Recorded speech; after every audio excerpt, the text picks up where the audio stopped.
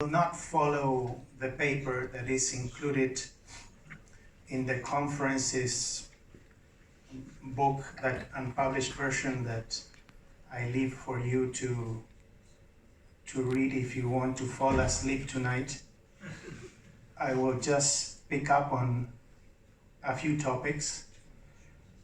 But first, I would like to thank very much all of you for this conference, and especially Professor Xiaodong and Ray and John Baker, and special thanks to the students that have been so wonderful: Li, Jingyi, Wu Wu, Ling Xiao, Chu. It's to them to whom I will speak now. I know that if they understand what I'm going to say, then the rest of you will also understand what I'm going to say. Although, if I were to judge from our conversations in the corridors with the students, it's very unlikely that they will not understand, and therefore also you will not understand. And then I have a solution for that, I hope, which I will leave for the end of my presentation. I have two goals here. The first one is to prevent false agreements. And the second one is to avoid false disagreements. So the main apparent agreement, which really is very harmful, is the one that someone who holds to something called natural law would have with Mr. Wong. Mr. Wong, as the younger crew know, is an insignificant character in the film Doctor Strange, a Marvel production. He is the warden of natural law. That's what people learn about natural law. It's when they go to a Marvel movie and they have a Chinese man called Wong who controls people not breaching the natural law of time. But Doctor Strange does breach it, so this is a problem for Mr. Wong. The law of time is like the law of gravity or the law of thermodynamics, a law that is included within natural laws that students in school study in chemistry classes and in physics, and they have nothing to do with what we call in the West natural law. But because the term is the same, someone may think that because they hold the idea that this bottle will fall if I let it fall, gravity, then I am a so-called believer of natural law. Not so. Because natural laws are inexorable, and instead, natural law is something that requires our understanding. This bottle doesn't understand anything about falling, and requires our free concurrence. I can either go by what natural law whispers to me, metaphorically speaking, or I can resist. The bottle cannot resist. So here is an important agreement that doesn't help at all. If we think we are in agreement with natural law thinkers because we accept natural laws, then we're wrong. Let's go to the opposite scenario, the place where there seems to be a disagreement where indeed there shouldn't be one. This will happen with people who think and say that they deny natural law, when indeed when you talk to them, you realize they absolutely hold to natural law, but they call it something else, Tao, Li, or in the conversation between Antigone and her uncle Creon that we visited with Shen Laoshu in the morning, the laws of Hades, more familiar these days for the moviegoers thanks to the Percy Jackson saga. So what Antigone is saying to her uncle when she described these laws that are the same here or there and before, yesterday, today, is exactly what we describe as natural law, and nevertheless she wouldn't use the term natural law because the term was coined much later in history. And the same may be true, I don't know, about some Chinese notions such as the one I mentioned. In May, I was briefly in Oxford from Argentina, where I'm from, and I visited with Professor Finis.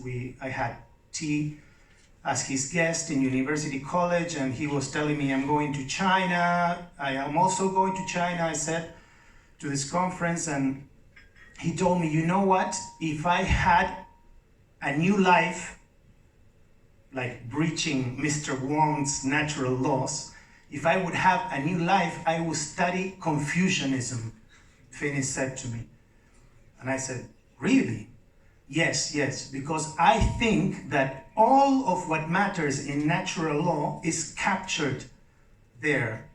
Well, don't quote me on this, but this is what I understood from that conversation. And surely, if there is something like that in Confucianism, it's not called natural law. And still, if that is true, it will be natural law.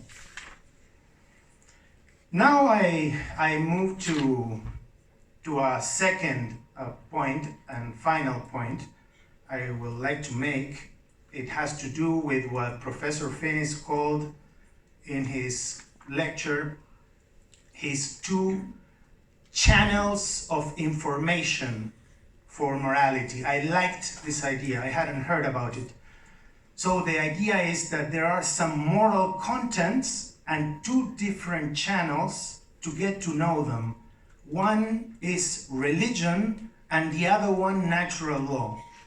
Now here the great source of confusion, of course, comes with the fact that those two channels many times go together. And for example, the missionaries would go to the East or to my country or to Africa, and they will bring the notion that human sacrifices were wrong.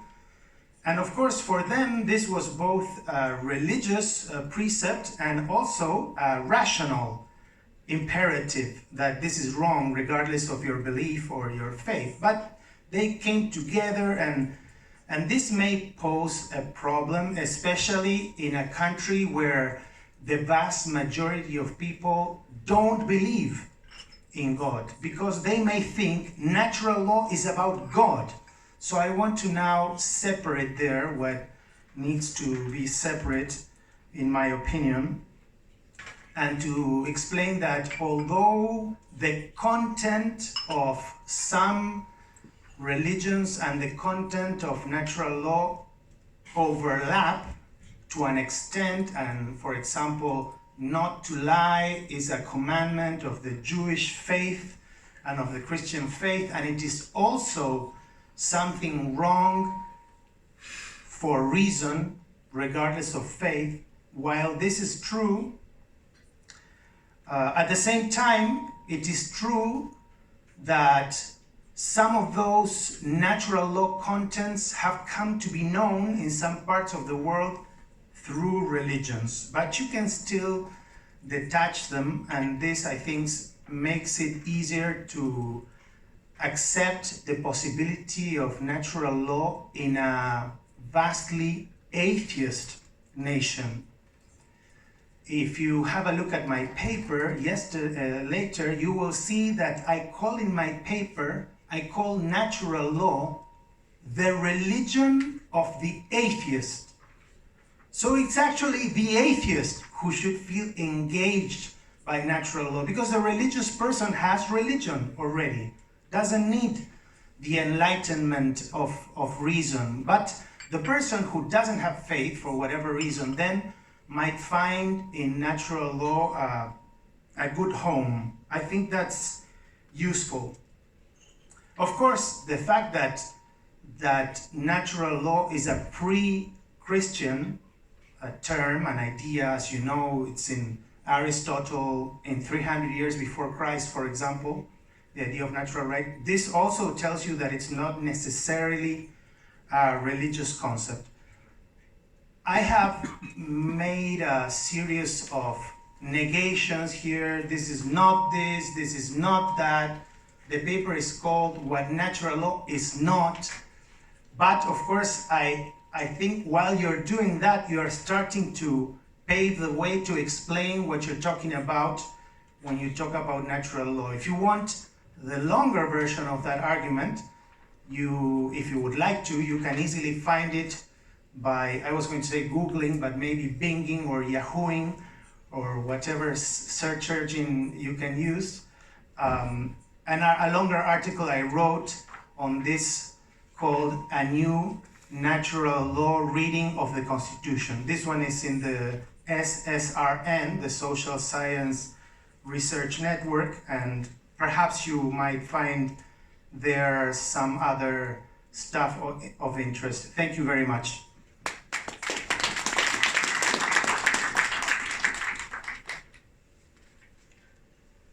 Thank you very much, Professor Legarre. This nice speech and tells us how to differentiation of natural law from